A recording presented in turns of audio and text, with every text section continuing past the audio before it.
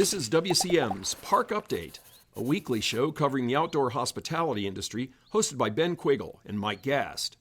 During each episode, you'll hear from special guests and campground experts on topics that will help your park flourish. WCM's Park Update is a production of Woodall's Campground Magazine.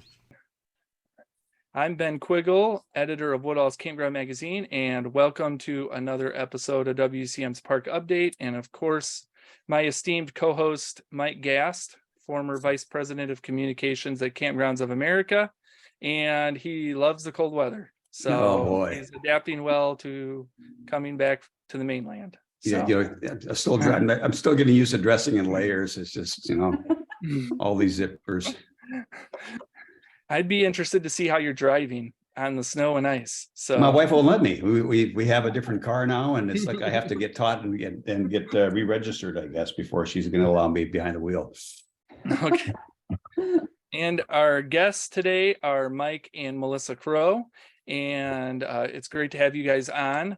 They started a glamping venture. I met Mike at the Glamping Show USA, which I guess is now Glamping Show Americas because it changed its name.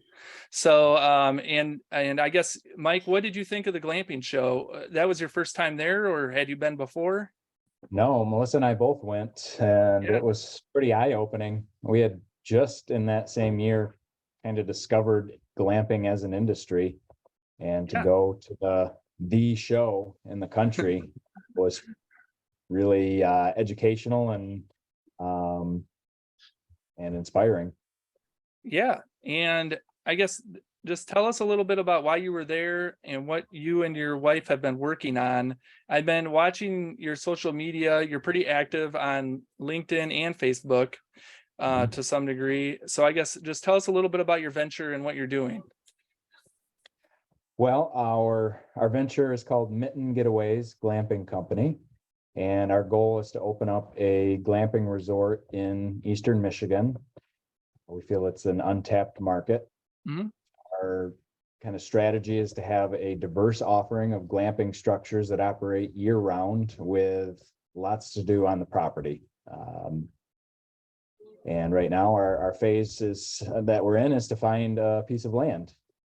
And when we decided to move forward with that, we knew about the glamping show coming up. Hadn't planned on going because of a little bit of financial investment to attend. But then I think just a few weeks before it happened, we said, well, we've got some rewards and incentives from Marriott and Delta. Let's see if my mom and dad can watch the kids, and we'll head on out to Colorado. And so we did that a little bit on a whim. I think we're definitely glad we did. Yeah. So glamping and campground management really aren't in your background yet, right? No. So tell us a little bit about where you're coming from. Well, for me, my background's pharmacy. I'm a pharmacist by training. I've been a pharmacist for about 13 years. I've worked for a large independent specialty pharmacy called Diplomat. I worked a little bit for Rite Aid and most recently for Walgreens. Now I'm doing some consulting. While I was with Walgreens, I managed a specialty store, one of 5 in Michigan. It was in Flint, and we small team grew it quite a bit.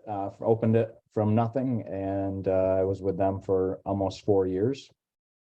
Also during my time in pharmacy, I started a consulting business on my own and do some educational work for pharmacists and other people in the industry. And also am enjoying a term right now. I just finished a term as president of the Michigan Pharmacists Association. Now in my term as chairman of the board for 2023. How about you, Melissa? Okay. I worked for UPS as a supervisor for 8 years. Wow. And then I went, and then I went and worked at a daycare. I was a manager there for a little bit, and then Mike and I got married, and now I'm a stay-at-home mom with our 2 little girls. One's 3 and one's 2, so they are my full-time job. So what's it been like looking for a piece of land in this very specific region, anyway? It's been a little bit challenging. We had one piece of land that inspired the idea. It was a large vacant farmland, 176 acres. It's a good portion of it was wooded. It was beautiful and very, very quiet. It was zoned favorably. It was agricultural, and in that township, we would have only required a special use permit. And that land sold before we really got our business plan together and had a chance to pursue it. But we continued looking for land, and it's been challenging. A lot of the pieces that are of interest are zoned residentially, which doesn't lend well to a glamping resort. But still been a good learning process and learning the ins and outs of township ordinances and that sort of thing. So we've got a lot of people. Go ahead, Ben. I'm sorry. Yep. So what's the, what are you looking for in a property? Like what's the desirable features that you want to see before you buy it, I guess? You want to take that one? Well, we want acres, like we want people to come and not just stay. We want them to be able to have things to do like kayaking. So we're looking for any water features. We'd like some trails. What else? Well, big thing we've stuck to, partly out of personal preference, is having a farm, having a community garden. So some small animals, a garden where our guests could come and pick some things, take them back to their glamp site and incorporate them into their meals. Just unique stuff that a lot of people don't get to do in their own life. Yeah. So you're planning on living on the property wherever that may be? Mhm. Yes. Yep. So are you looking for a property with like a house already on it, or something where you could build a house? Or ideally, part of the business plan is building a larger dome for us to live in. Oh, okay. Wow. What kind of dome? That's the response we usually get. Okay. That's cool. Around 1,500 square feet, give or take. And then we build a loft inside. And that would allow us to stay on the property and see our guests and make sure our standards are upheld. I've heard of people doing. Sorry, Mike. I've heard of people doing that with yurts, but I've never heard of somebody with a dome. So that should be really neat. Hopefully that works out. So Ben will be building one on his estate now, just for the kids. Yeah. Or so just for a lot of people get into it seems like a lot of people get into glamping kind of through the back door. I guess they've got a different business going and they decide, oh, I've got room for a few sites, and they put up the right kind of tents, the right sort of facilities. But there's not a lot of people out there starting from ground zero, from scratch like you are. What have you learned so far? Have you made some mistakes you wish you would have gotten around? Yeah, that's a good question.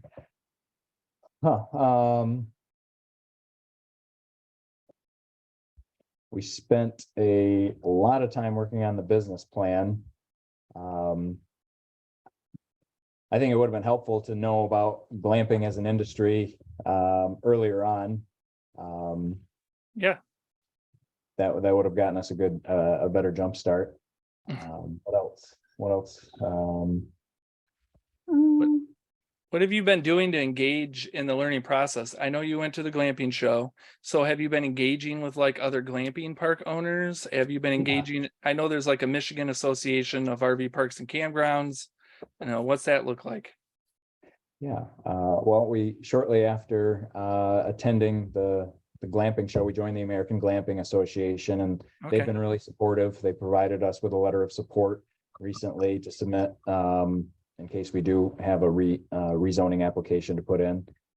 They also have a fireside chat where members get together and just talk about issues they're having either in their current operation or in getting one going. So that's been helpful. Spent a lot of time looking at the 2019 and 2022 glamping report, industry report, especially the recent one that came out. That was critical to our business plan and just justifying some of the figures that we used in our business plan. It's good to know, since I think I was one of the authors of the KOA report in 2019, so I get credit for that one. Yes, you do. Thank you for that. that one was used even more because we were still waiting for the 2022 one. So you mentioned you want it to be year round.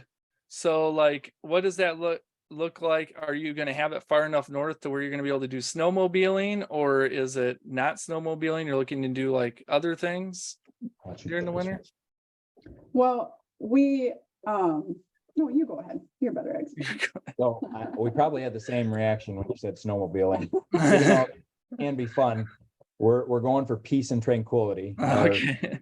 mission that we set up for our business was to provide unexpected getaways and tranquility. So we're envisioning this as something that's a surprise to people when they show up. Obviously unique. I mean, that goes along with the whole glamping concept, but the tranquility part as well, that came all the way from that first piece of land we mentioned when we walked onto the middle of 176 acres and couldn't hear anything but nature. Even though ATVs and snowmobiles can be fun, those are not a part of our vision for our business. So to answer your question, as far as winter goes, we envision those walking trails becoming snowshoeing or cross-country skiing trails. Okay. Yeah. You had a very intriguing post on your Facebook page where you had asked just your audience on Facebook what they would anticipate or what they would ask if they were going to be a neighbor of yours, of this business. And I thought that was a very astute way of approaching it. And it sort of opened the door for, I think, a few people that were probably adjacent to the land you were looking at to make some comments. And it was, did you pick up a lot of things in there that other glamping owners should know about? Yeah. It was helpful. It was nice, especially the ones that did live around there. I think we probably had a total of 3 that ended up commenting on there that are from the area. To be honest, a lot of them weren't surprising. We had plans for that, just knowing that our mission from the very beginning was tranquility. And I think what we could do a better job at is conveying exactly what we have planned for our resort, including guest rules and just the activities that we'd have there, and even the physical layout. Doing a better job communicating that. We've been pretty strategic with the layout to discourage things that create noise. We put a parking lot at the beginning of the resort, and our intent is to have our guests walk from the parking lot to their glamping site rather than driving there, so you don't have that noise and creation of roads throughout the woods. And we also plan on having things like quiet hours. There's no motorboats on the lake or the river, at least for the property. And while that would be true of any property, we would not have those types of things. Yeah, and I like the idea of separating like the parking area that from the glamping park. I know KOA does that some places, and I know other glamping park owners that do that. And yeah, that's definitely creates a different kind of environment. I don't know if they do that at Terra Moore, Mike. I've never been out. They do. They do. Yeah. And Nashville is another one. I think a couple of spots where they've experimented with it. Of course, you still have to have to be able to give access, whether it's be a golf cart or something like that, so folks can get back there, and you're not limiting anybody. So you've been doing this for a while. Obviously, this plan has been rolling around between the two of you for quite a while. As far as you've gotten so far, what scares you the most right now?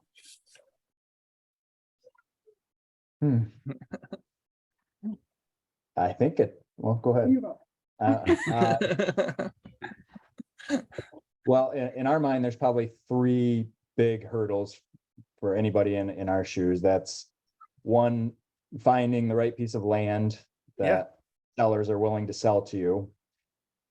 2, getting township approval and permits, if those are required, which they're pretty much going to be required in most cases, maybe not rezoning, but at least some permits. And then finally getting financing for it, or approval. And we're trying to go through the SBA route for an SBA backed loan with our local bank. So right now, I think the biggest thing that scares us is finding the land, because those other 2 challenges are contingencies for us that are part of the purchase agreement for the land. We don't want to get stuck with a piece of land that we can't use for our resort. So We need sellers that are patient and see the vision and willing to take a little bit of a risk. In the audience that we don't get approval or don't get financed. All right. Well, we have to take a small break to recognize our sponsor, and we will be back with Mike and Melissa here in a few minutes. Thanks. WCM's Park Update is being brought to you by Woodall's Campground Magazine. For over 5 decades, Woodall's Campground Magazine has aimed to provide park owners and operators with the relevant industry news they need to run their businesses more efficiently. As times have changed, so has Woodall's Campground Magazine. Besides just its print publication, which is distributed to more than 14,000 industry professionals every month, the magazine also reaches readers through its various social media platforms, including Facebook at Woodall CM, LinkedIn, and YouTube. Woodall's Campground Magazine also offers a daily e-blast which highlights the top news from the industry. The best part, everything we do is advertiser supported and free to our readers. As the outdoor hospitality industry continues to grow at a rapid pace, it is important to stay up to date on trends and other relevant news. Subscribe to Woodall's Campground Magazine at woodallscm.com. Welcome back to WCM's Park Update. Our guests today are Mike and Melissa Crowe, and we are talking about their glamping venture and all the excitement they've had trying to find a piece of land and put this venture together, I guess. How big do you want the park to be? Like, how many structures are we talking about? I know you were talking about, I think 170 or 60 acres of land that could hold a bunch of structures, I would imagine. Yeah, the land that inspired it was fairly large. Yeah. Right now, I think our goal size park would be between 50 and 100 acres. We would take more, but I think what we've reasoned is something in that size range provides adequate space for walking trails, just to provide that activity. And to answer your second question, or the other part of it, how many structures? Right now, we're looking at about 7 structures for the property in question, which is around 70 acres. Okay. So Melissa, you said you've got some young kids. I'm assuming they're young. Probably not going to be a lot of help for a little bit yet. So how many employees are you thinking you're going to need here? You can take that one. Well, we're going to start with my good old husband right here. And then hopefully go from there. 7, from what we have heard, is a lot of work. So we'd ask for help if he couldn't keep up with all of it. But yeah. So are we talking like tent structures? Are you talking like cabin or something in between? I mean, there's a ton of different structures. So I guess what type of structures is catching your eye? I know you mentioned you might live in a dome. Yeah. So yeah. Well, the domes are definitely the most interesting. We think they'd be the premium structures for any glamping resort that had anything other than domes. We like them because of the square footage you get for the money, the ability to insulate them and use them year round, which, as we mentioned, is something we want to do here in Michigan. Yeah. And for the piece of property that we're currently most interested in, being along a river, there's something about that bay window that the domes have. It just provides a view that not many other glamping structures can provide. So we really like the idea of stationing those along the hillside of a river for the view. Yeah, definitely. So you mentioned, the eastern part of the state. That's pretty wide area. Are you open to anything on that side? Go ahead. well, we want to stay close to family. I think Nana would kill us if we moved farther than 45 minutes away with 2 of her grandbabies. But I don't know. We're open to look. Right now, we're just looking in this area, but I do feel like we've looked at pretty much all the properties that are for sale right now. But right now, that's not on our radar. But you never know what could happen in the future. Are you thinking? We both grew up in Flint, which is about an hour north of Detroit, and we were born here, and we've had our, like Melissa said, our family here, our church is here. So this is home to us, and not just being comfortable to us to be here, but really there's nothing as far as glamping resorts that we're aware of in Eastern Michigan from Ohio to the bridge. So I think Yeah. it's a good place to be as well, business strategy wise. Living in Michigan, growing up in Michigan myself, I think a lot of people, are attracted to the western, the Lake Michigan coast, and then they go up to the northern, like Mackinac and the UP, which is just beautiful too.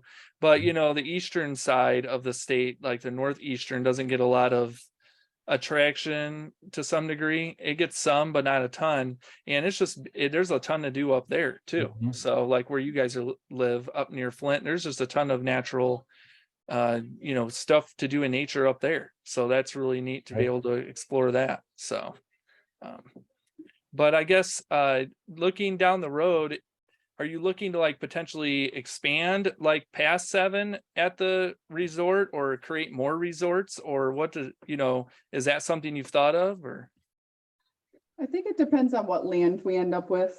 Yeah. Ideally, we would want more than that, like different types. Because he said, so we are interested in doing domes and then 1 or 2 of the tiny cabins on Mhm. this land that we're looking at now. But if by chance we don't get it and another opportunity opens up, we were really interested in a couple other structures that was really neat, that we saw at the glamping show. That I didn't even know some of them existed, and I wasn't even really considering until I saw them there. So that was I did, and that's the way it is every year. Like people will bring stuff that I didn't even know existed. Like that one dude had that Flintstone rock thing. That was the first time I'd ever seen that. And I mean, if you're in a desert area up against the rocks, that would look awesome. I don't know if it's going to work in northern Michigan, but Yeah, Airbnb already has a few of those on their yeah, site. yeah. So So what's the timeline look like for this? Is there a time window where you have to be done and have to be going financially, or is this pretty open-ended? It's pretty open-ended. We think we could get operational in a year from the time we put in a purchase agreement or got a purchase agreement to the time we're opening the doors to some of our first guests. Some of that depends on the season that we find the land and commit to it. And obviously there's other factors that go into it, but that's kind of the preliminary timeline, is open from a purchase agreement within a year. yeah, are your kids pretty excited? Do they know what you guys are Oh, doing? don't tell them this is their legacy. Our oldest, she's excited about wagons. We showed her some pictures of the Oh yeah, those are neat. from the show. Yeah. She likes those. You guys could all live in a wagon. It might be a little tighter than a dome. So what's your vision for the typical experience there? Is it daily housekeeping? Is it people show up and they have this facility that's all inclusive, or is it bring your own stuff and we won't bother you until you leave? Yeah, I mean, we'd provide the linens and some of the basic amenities, but I would think it would be bring your own stuff. And if you need something, reach out to us and we'll replenish. But for the most part, they would be independent while they're there, while we're still present as well. So Melissa, you don't want to be the 3-star chef and making those breakfasts and things like I that, don't really? think they want that either. Well, that just goes to speak to the wide range that glamping is right now. Everything from, as I said, somebody that puts up a nice tent on some extra property to somebody that's really going after it like you guys are. So it's exciting to see this, especially someone of your age that's taking this on, because obviously you'd be in it for the long haul. You got a long way to go. Yeah. Yep.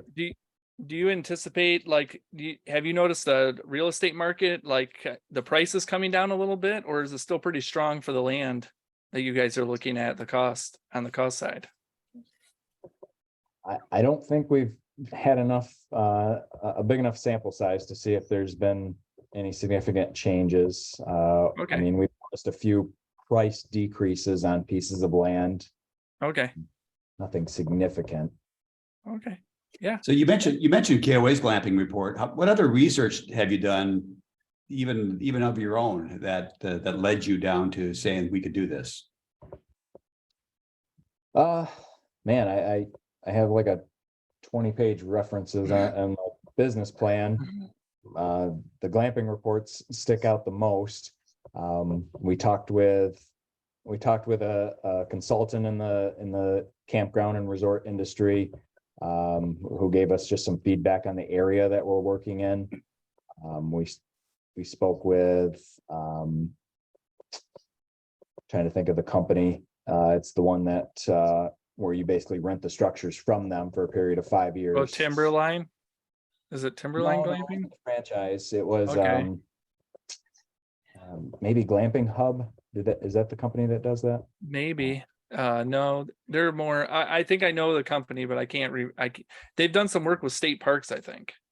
Is think that so, what you're too. talking about? I think so. But anyways, whatever. Well, they just give you There's a some lot of insights on companies. it. Yeah, there are. Yeah, goes to show the growth of the industry. So But they gave us some insights on our ADRs, our average daily rates, and what type of Okay. occupancy we could be looking at.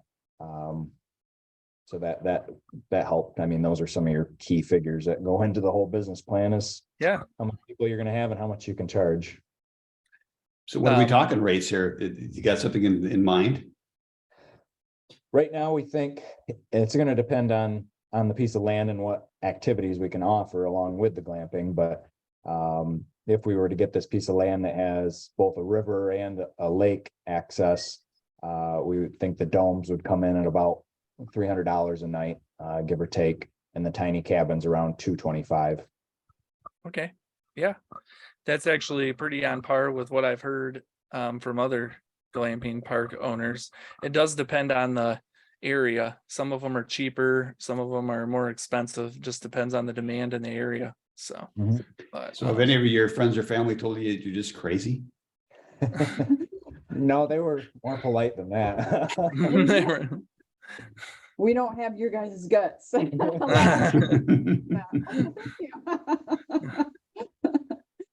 well, as long as you do the research and plan it out, and hopefully the market's really red hot right now, especially on the glamping end, it should be pretty successful. So hopefully you guys can find some land here soon that'll suit your needs. So yeah, but I think we'll probably wrap up here, Mike. Thanks, Melissa and Mike, for coming on and allowing us to drill you with a bunch of questions about your project. Thanks for having us. Oh, Yeah. well, and good luck on this, and we will be back in touch, because this is fun to be able to start to follow it from the ground up. Yeah. That was our goal with all the social media, was to just let people have fun following us. Well, and when you get ready for a torture test on the camp, we'll send Ben and his tribe over. All right. They can tear it up for you. Yeah. So, but thanks for coming on, and I hope you guys have a great rest of the winter and great 2023. Maybe I'll see you at the glamping show in the fall. So Sounds good. all right. Good luck with All this. right. Talk to you later. Bye-bye. Thank you for listening to WCM's Park Update, a production of Woodall's Campground Magazine. Join us for a new show each Tuesday at 3 p.m. Eastern on Facebook, YouTube, and wherever you listen to podcasts. Follow us on Facebook and LinkedIn for daily news and updates, and subscribe to our news feed on our website at woodallscm.com. Show hosts are Ben Quiggle and Mike Gast. Executive producers Rick Kessler and Alex Burkett. Copyright 2022, G&G Media Group.